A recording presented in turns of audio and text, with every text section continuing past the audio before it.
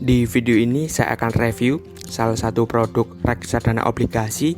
Saya akan bahas detail mulai dari fund fact sheet, prospektus, serta perbandingannya dengan reksadana obligasi yang lainnya. Dan juga saya akan tampilkan hasil investasi reksadana obligasi saya. Jadi saya sudah investasi ya dengan modal Rp200.000 dan sudah berjalan selama 8 bulan. Jadi nanti kalian bisa lihat ya untuk untung dan ruginya itu seperti apa. Nah, sebelumnya saya akan jelaskan ya untuk cara investasi di reksadana. Jadi caranya itu sangat mudah. Yang pertama, kita tinggal download aplikasi untuk investasi reksadana, misal aplikasi Bibit seperti itu. Nah, kemudian untuk pendaftarannya itu sudah full online ya. Kita tinggal siapkan 2 dokumen yaitu eKTP dan juga nomor rekening bank. Jadi hanya 2 dokumen itu. Terus kemudian untuk metode depositnya atau cara top up-nya itu sangat mudah ya. Kita bisa gunakan dompet digital seperti GoPay, Link Aja, ShopeePay, atau juga kita bisa melalui transfer manual. Dan juga pastikan ya ketika mendaftar di aplikasi reksadana, aplikasi tersebut sudah terdaftar dan diawasi oleh OJK.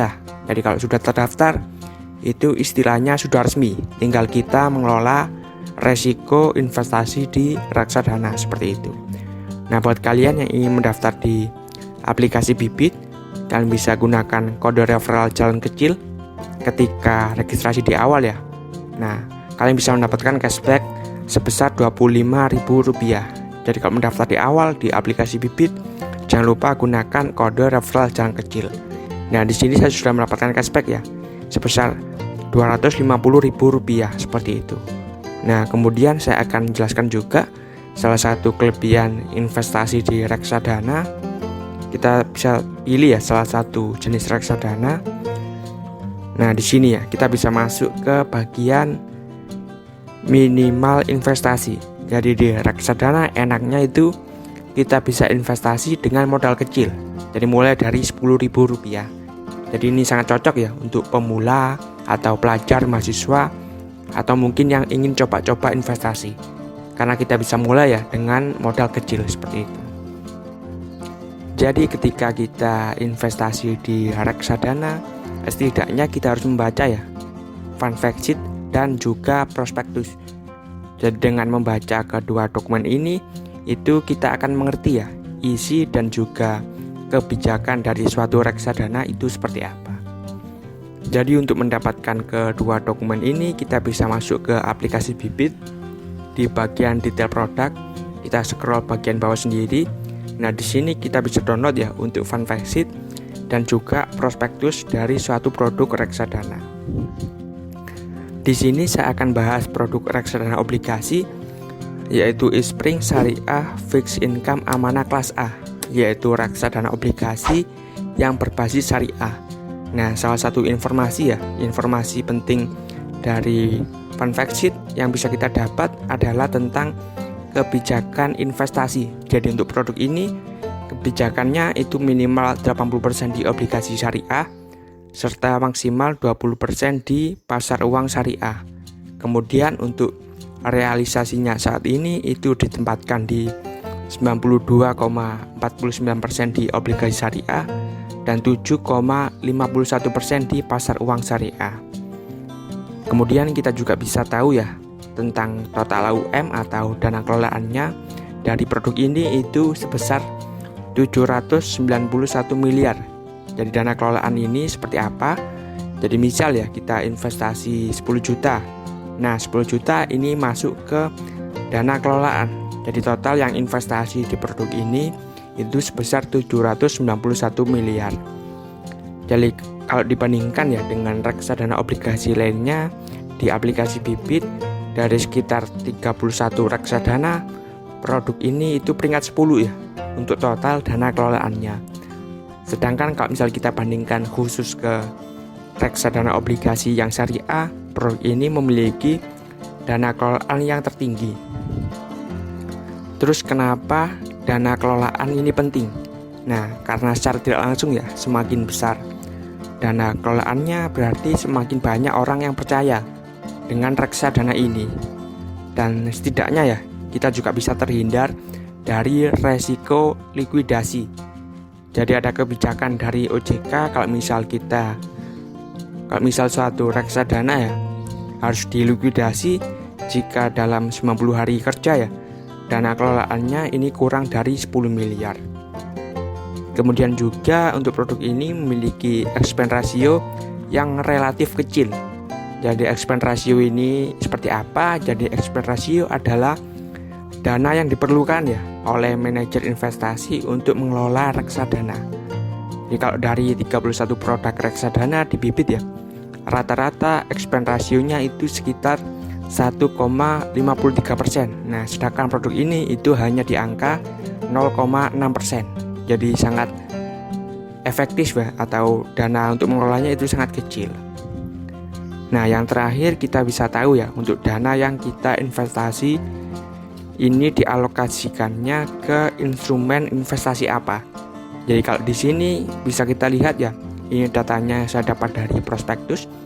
Jadi sebagian besar dananya dialokasikan ke SBSN atau surat berharga syariah negara, atau istilahnya obligasi yang syariah.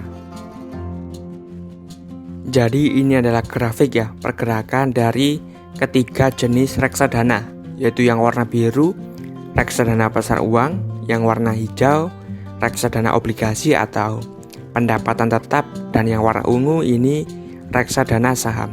Jadi setiap reksadana ini mempunyai karakteristik yang berbeda-beda ya.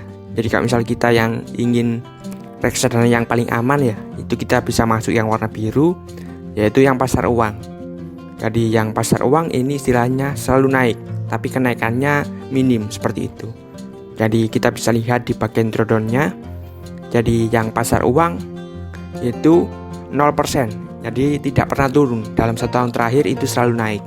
Jadi buat yang mau investasi aman ya, itu di yang warna biru, yang pasar uang. Atau mungkin yang ingin coba-coba terlebih dahulu di reksadana, itu kita bisa masuk ke reksadana pasar uang. Terus kemudian kalau misal kita mau yang resiko agak tinggi ya, itu atau resiko sedang, itu kita bisa masuk yang warna hijau, yaitu reksadana obligasi atau pendapatan tetap. Jadi di sini kita bisa lihat ya, kalau misal sudah ada fluktuasi, jadi kita bisa untung dan juga kita bisa rugi seperti itu. Jadi misal contoh kita beli pada tanggal 29 Desember ya 2020, terus kemudian kita jual pada tanggal 22 Maret ya, itu kita rugi sekitar 4%. Jadi istilahnya di obligasi ini sudah ada resikonya, sudah ada fluktuasinya seperti itu. Kalau kita lihat ya, drawdown-nya ini penurunan maksimal itu 4,5%. Jadi dalam 1 tahun terakhir penurunan maksimalnya itu 4,54%. Kalau yang di pasar uang ini 0%. Terus kemudian kalau misal kita mau untung cepat ya, kita bisa masuk ke reksadana saham, tetapi di sini resikonya juga sangat tinggi seperti itu. Jadi kita bisa untung cepat, kita juga bisa rugi cepat seperti itu. Jadi prinsip investasi ya tetap risk and reward. Jadi kalau misal resikonya tinggi, otomatis potensi keuntungannya juga tinggi seperti itu.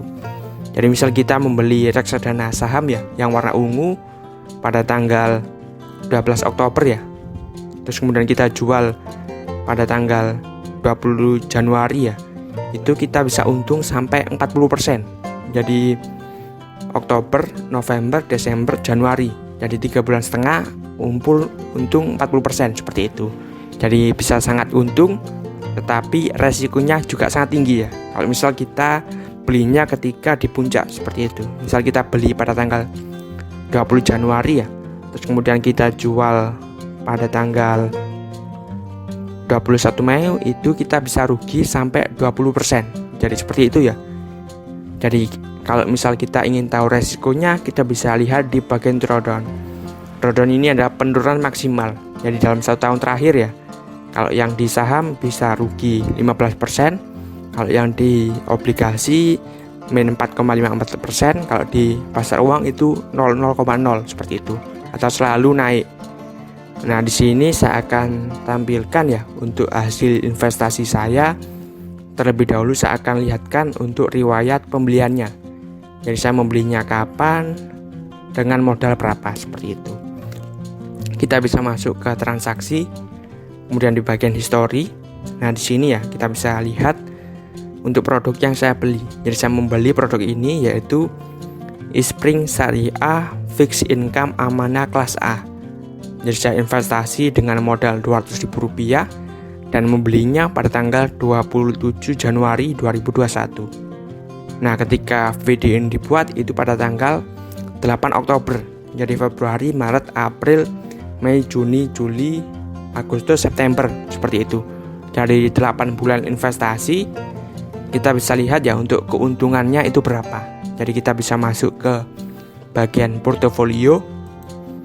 Nah, di sini saya review sedikit ya. Kalau di aplikasi Bybit itu sangat enak ya. Jadi kita bisa tempatkan di istilahnya itu portofolio masing-masing. Jadi tidak tercampur. Kalau misal di sini ada dana pensiun, kemudian obligasi atau dana beli motor dan juga dana darurat. Jadi kalau dana pensiun saya tempatkan untuk yang reksadana saham ya, untuk jangka panjang. Kalau yang obligasi itu di beli motor, kalau dana darurat itu pasar uang. Jadi kita bisa lihat untuk keuntungannya. Jadi saya investasi ya dengan modal Rp200.000 selama 8 bulan itu untung 3,37%, atau kalau misal dirupiahkan itu 600.6.700 seperti itu.